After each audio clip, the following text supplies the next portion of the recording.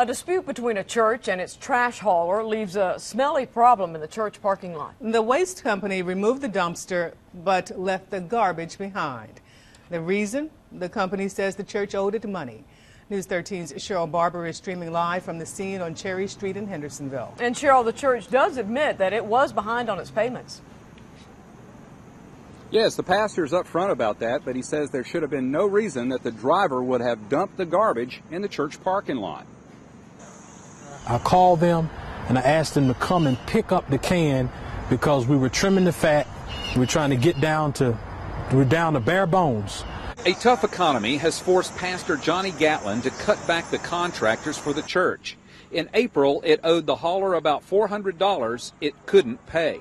I offered to pay them half of it, and we certainly are behind, and we certainly do owe them. But I felt like there's something else we could have done besides and dump the refuse on the church parking lot. Pastor Gatlin says he was shocked when the driver said he was ordered to bring back the dumpster but leave the trash.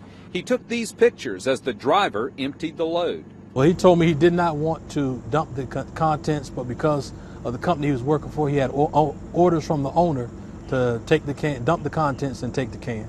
That company is Consolidated Waste Services, or CWS, of Asheville.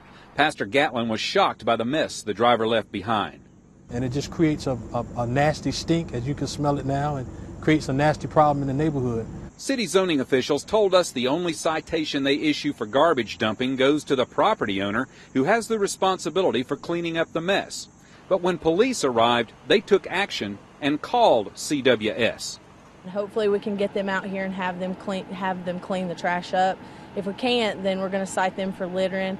There's a possibility of also citing the owner, the manager of the company, for an aid and abetting. Shortly after our interview with Officer Robertson, CWS owner Scott Welch called me and said the driver misunderstood instructions about removing the dumpster, and no one told him to dump the garbage in the parking lot.